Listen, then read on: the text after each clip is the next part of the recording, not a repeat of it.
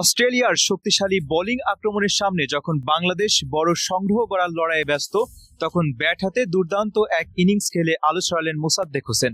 দীর্ঘদিন পর জাতীয় দলের জার্সিতে সুযোগ পেয়ে তিনি দেখালেন নিজের সামর্থ্যের ঝলক।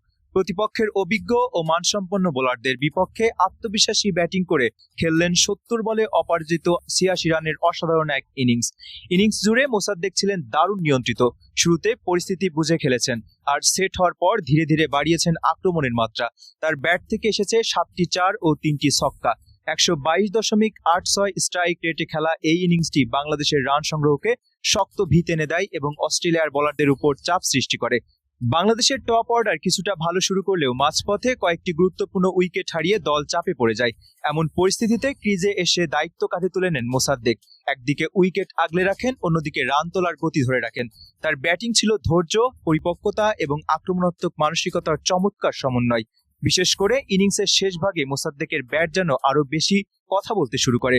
অস্ট্রেলিয়ার বোলাররা যখন রান আটকে রাখার চেষ্টা করছিলেন, তখন তিনি দৃষ্টিনন্দন সব শটে বাউন্ডারি ও ওভার বাউন্ডারি আদায় করে নেন। মাঠের চারদিকে শট খেলেও প্রতিপক্ষকে কার্যত অসহায় করে তোলেন এই ডানহাতি ব্যাটার। তার ইনিংসের সবচেয়ে বড় দিক ছিল ম্যাচ পরিস্থিতি অনুযায়ী নিজেকে মানিয়ে নেওয়ার ক্ষমতা। শুরুতে সময় নিয়ে খেললেও শেষ দিকে দ্রুত রান তুলে দলের স্কোরকে আরো শক্তিশালী অবস্থানে নিয়ে যান। পর্যন্ত অপরাজিত থেকে মাঠ ছাড়েন তিনি, যা তার ইনিংসকে আরো মূল্যবান করে তুলেছে।